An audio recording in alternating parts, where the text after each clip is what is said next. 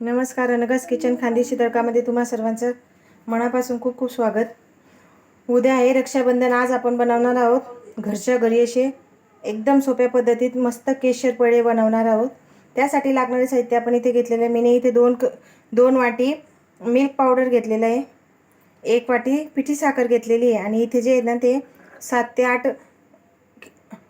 ते 8 अशा केशरच्या काड्या मी दुधात मिक्स करून घेतलेल्या आहेत, कोमट दुधामध्ये. आणि इथे सजावटीसाठी मी काजू बदामाचे काप करून घेतलेले आहेत. अर्धा कप दूध घेतलेलं आहे. आता आपण रेसिपीची तयारी करूया. आता आपण इथे जे 1 कप दूध घेतलेलं होतं तिथे असं छान फ्राय पॅन तापलेलं होतं, त्याच्यात आपण ते 1 कप दूध ॲड केलेलं आहे. त्याच्यात आपण आता मिल्क पावडर होतं घेतलेलं, एव्हरीडेचं मिल्क पावडर आपण इथे घेतलेलं आहे. ते या दुधामध्ये छान असं मिक्स करायचं आहे. एकही गुजराव द्यायची नाही आहे. असं छान पद्धतीत आपल्याला पूर्ण हे मिल्क पावडर एकजीव करून घ्यायचं आहे.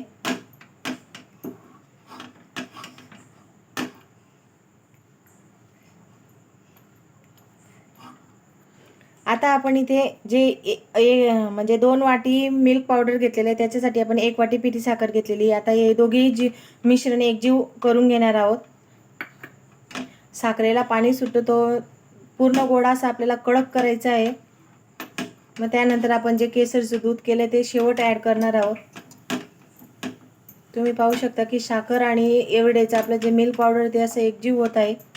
आता आपण इथे केसरचं दूध ॲड करणार आहोत की जेणेकरून आपले जे पेढे आहेत त्याचे मस्त केशरी केशरी होतील, म्हणून त्यांना नाव दिलेलं आहे केशर पेढे. आता सर्व हे मिश्रण जे आहे ना ते आपल्याला असं छान गोडा होईस तोपर्यंत कोरडं करायचं आहे. घरच्या घरी एकदम कितीही घाई असली तरी तुम्ही घरच्या घरी एकदम सोप्या पद्धतीत स्टेप बाय स्टेप असे हे पेढे आपल्याला बनवता येतील. इतकी सोपी रेसिपी आहे.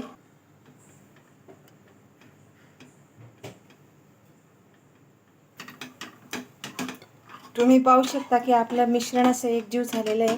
आता हा गोड असा छान कोरडा होत आलेला आहे. आपण त्याला आता ना मस्त असं पंख्याखाली छान गार करून घेऊया आणि मग आपण त्याचे पेढे वळायला घेऊया. आता आपला इथे असा छान गोळा तयार झालेला आहे. आता आपण त्यांचे असे छोटे छोटे गोळे तोडून छान असा पेढा तयार करून घेणार आहोत.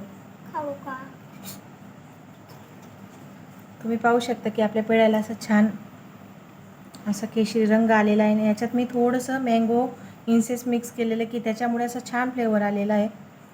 अशा पद्धतीने आपला झटपट तयार होणारा केशर पेढा आहे. प्रमाणबद्ध आहे, न चुकता आहे. नवीन शिकणारेही झटपट बनवतील.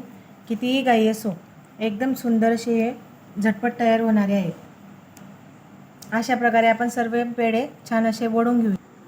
तुम्ही पाहू शकता की आपले पेढे इथे असं सगळे छान प्रकारे वळून झालेले आहेत आणि एकदम झटपट असे आपले पेढे तयार झालेले आहेत. हे न खवा वापरता आपण हे पेढे असे तयार केलेले आहेत. रक्षाबंधन स्पेशल स्वीट डिश आहे. बहीण भावाला ओवाळणार आहे, त्याच्यासाठी गोडाधोडाचं काही तर असायलाच हवं.